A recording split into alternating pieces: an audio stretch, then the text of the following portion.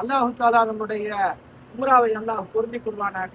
புனிதமான நபிகள் நாயகம் ஸல்லல்லாஹு அலைஹி வஸல்லம் அவர்கள் வாழ்ந்த பூமியில், அதே போன்று மரணித்த பூமியில் நாம் நின்று கொண்டிருக்கிறோம். அல்லாஹ்விற்கு அதிகம் நன்றி செலுத்துவதற்கு நாம் கடமைப்பட்டிருக்கிறோம்.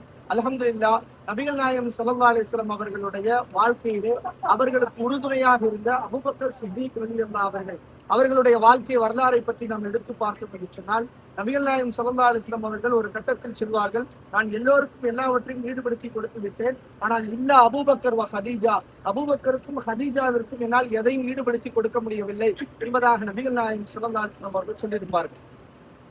ஏன் அந்த வார்த்தையை சொன்னார்கள் என்று சொன்னால், பெருமானார் ஸல்லல்லாஹு அலைஹி வஸல்லம் அவர்களுக்கு பல கட்டத்தில் பொருளாதாரத்தினுடைய உதவி செய்திருக்கிறார்கள். உடல் உழைப்புகள் முதற்கொண்டு பெருமானார் ஸல்லல்லாஹு அலைஹி வஸல்லம் அவர்களுக்கு உதவி செய்திருக்கிறார்கள்.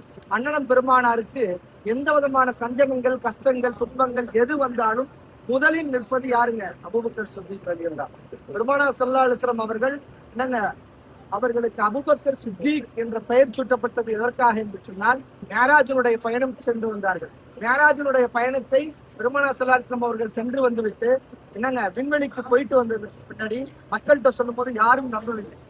மிகப்பெரிய ஒரு பயணம் ஏற்பட்டுச்சு, அந்த பயணத்தை யாரும் நம்பவில்லை. ஆனால் நபி ஸல்லல்லாஹு அலைஹி வஸல்லம் அவர்கள் நம்பிய ஒரே சஹாபி யாருங்க?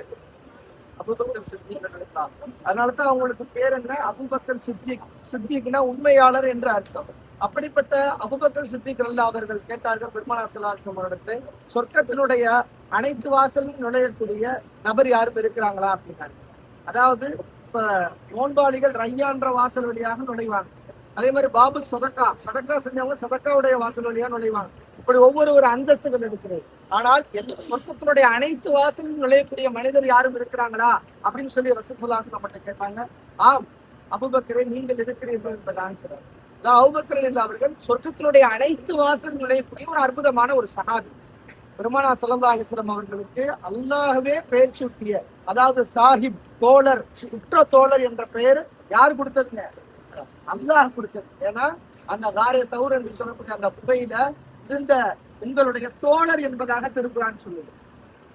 பெருமானார் ஸல்லல்லாஹு அலைஹி வஸல்லம் அவர்களுக்கு 1,00,000 சஹாபாக்கள் இருந்திருக்காங்க. ஆனா அந்த சஹாபாக்களுக்கு எல்லாம் இந்த வார்த்தையை அல்லாஹ் சொல்லல.